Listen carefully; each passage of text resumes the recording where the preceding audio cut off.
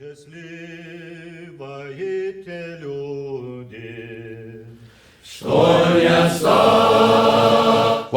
to the first episode of Doukhobors in Canada, Part 2. In this episode, we will talk about the early Doukhobor settlements in Saskatchewan. We will describe the cultural and traditional features of Doukhobor communities, including their accomplishments as well as challenges. The Doukhobors, known as the Christian Community of Universal Brotherhood, a name given to them by their leader, Peter Vasilyevich Verygin, in 1896, were well established on the Prairies by 1902. Their accomplishments, made in only a few years in Canada, was nothing less than extraordinary. They had accumulated horses, oxen, cows, sheep, and chickens. When it came to equipment, they had acquired wagons, plows, mowing machines, horse-drawn hay rakes, and disc harrows.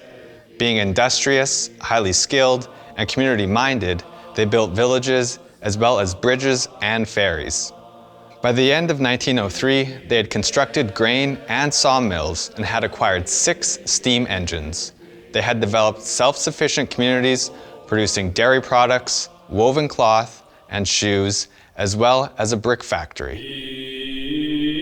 Reflective of the Doukhobor lifestyle in the Caucasus, the daily routine in village life involved singing to welcome in the morning and mark the end of day. They sang devotional hymns and light-hearted songs. They sang as they left for their designated tasks each morning, whether it was to work in the fields, tend to animals such as cattle and sheep, as well as blacksmithing or carpentry tasks. Singing could be heard from early morning to late evening. There were no idle hands in the communities. Everyone contributed according to their age, skill, and abilities. From an early age, children engaged in light work gathering berries or wild herbs. The elder women contributed by spinning and knitting, using linen, hemp, and wool. They tended to smaller garden plots and watched over the children. Elderly men would contribute according to their capabilities. Millennia or prayer meetings were well attended each Sunday to pray and sing in their traditional manner. Overall, the foundation of the villages was based on the communal living that the Doukhobors thrived in. All of this was established without their beloved leader, Peter Vasilyevich Verygin, referred to as Peter the Lordly or Hospodny. He was serving out a sentence in exile in Abdorsk, a Siberian Russian village. Soon after his arrival in Canada in 1902, Peter the Lordly organized and centralized the 3 Doukhobor colonies in what was to become Saskatchewan in 1905, namely the North, South, and Prince Albert colonies. The Prince Albert colony presented more of a challenge given the distance from the other colonies. Up to half of its residents had begun to live more independently. In the beginning, Doukhobor life on the prairies appeared to be functioning well enough, following their cultural and religious way of life. However, they soon faced challenges that would disrupt and fracture the foundations of their communities. The Doukhobors had imagined a place where they could live freely without government interference. But settling in a foreign land as new immigrants was no easy undertaking. They did not have an understanding of the English language, Canadian culture, or the political system. They were not aware that the aim of Canada's colonial socio-political system was to assimilate them into the Canadian milieu as naturalized citizens. For the Doukhobors, this led to confusion, misunderstanding, and resistance. Although they were exempt from participation in the military and initially granted the opportunity to live and work the land communally, pressures from the government presented obstacles that in some cases were impossible to resolve. The Doukhobors simply wanted the freedom to live according to their understanding of God's law and not societal laws. All immigrants arriving to settle on the prairies were expected to fulfill the requirement of the Homestead Act. Under the Homestead Act, 160 acres would be made available to every man from the age of 18. To own and work the land, each man was required to make an individual entry by signing for the land and becoming a Canadian citizen, which involved swearing an oath of allegiance. This became a serious point of contention. The Doukhobors' refusal to give an oath of allegiance in Russia led to persecutions by the Russian state. Therefore, they would certainly not submit to this rule in Canada. They held fast to their belief that allegiance can only be given to God. They were also required to provide vital statistics regarding their registration of marriages, deaths, and births, which they flatly refused to do. This was not the state's business, they believed, only God's. The Doukhobors were determined to live according to their convictions, cultural values, and spiritual and religious practices. They received letters of support from Lev Tolstoy, a benefactor and friend in Russia, who supported them and made their migration to Canada financially possible.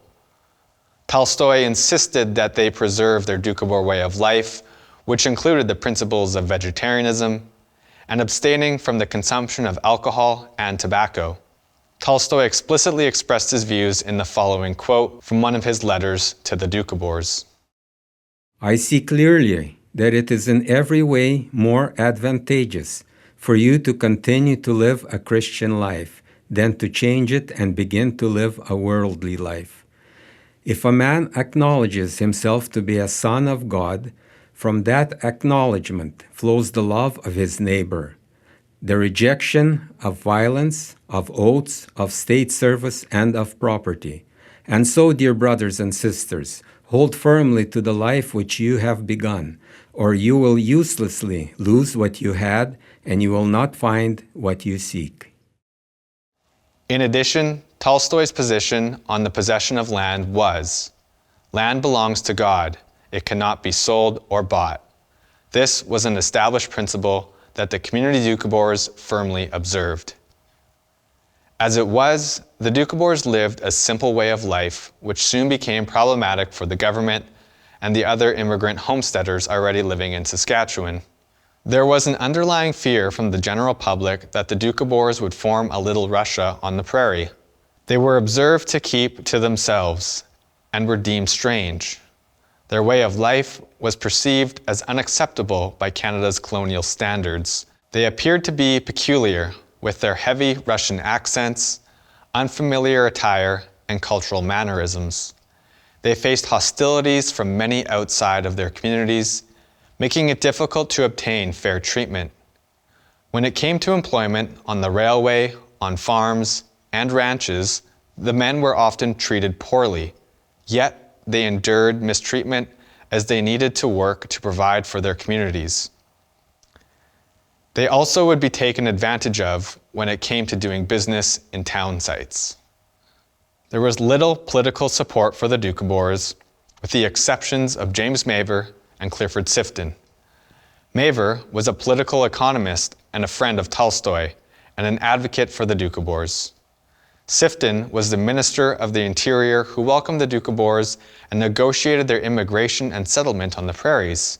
Sifton envisioned that the Doukhobors, known for their agricultural skills and fortitude, would be perfect settlers to contribute to the ongoing development of Canada's economic future. He was not opposed to making concessions, believing that the Doukhobors would eventually accept Canadian citizenship if they were not pressured to conform. He declared this in the House of Commons soon after the arrival of the Doukhobors in Canada. Sir, there is many a man who is ready to fight and who has not the courage at all. He has nothing in the sense of true courage.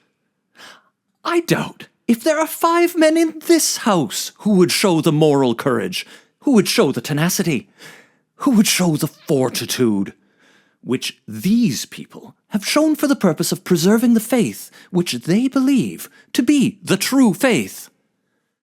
Being under such pressure in a foreign land with their beloved leader, Peter the Lordly, still in exile in Russia, the Doukhobors naturally felt at a loss. There were changes occurring amongst the Doukhobors as a result of living in a new land with new opportunities. They were establishing a flourishing communal way of life while facing growing pressures from the government to submit to their laws. Their responses to the challenges they faced led to the formation of 3 different Doukhobor streams. The largest group of Doukhobors, the Christian Community of Universal Brotherhood, CCUB, or the Community Doukhobors, considered as the center, followed Verrigan's goal to establish a communal way of life and economy. The Doukhobors on the left were called the Sons of Freedom, or Free People. They held to an ideology based on extreme simplicity and devotion to Doukhobor ideals. On the right were the independent Doukhobors of the Prince Albert colony. They preferred economic independence rather than a communal lifestyle. During 1903 to 1905, that small but growing number of Doukhobors choosing to be independent felt that communal living was not essential to true Doukhoborism. By 1906, the independent Doukhobor population was expanding upwards. Approximately 850 Doukhobors favored individualistic styles of living. This was partially due to the influences of non-Doukhobor Canadians, as well as disagreements over communal living structures under Peter Verrigan's leadership. There were other noteworthy differences connected to financial and material prosperity, including the geographical distances from other villages. While turning away from the communal economic practices embraced by the community Doukhobors, the independents maintained their Doukhobor traditions and religion. Nevertheless, this gave rise to a rift between those who practiced strict communalism and those that chose not to. The land inspectors in Saskatchewan regarded the independents as the very best material out of which to make citizens superior to most of the foreigners finding homes in our land. The independent Doukhobors are rapidly absorbing a Canadian way of life. In our next episode, we will address a significant event that occurred in 1902, a mass pilgrimage involving approximately 2,000 Doukhobors.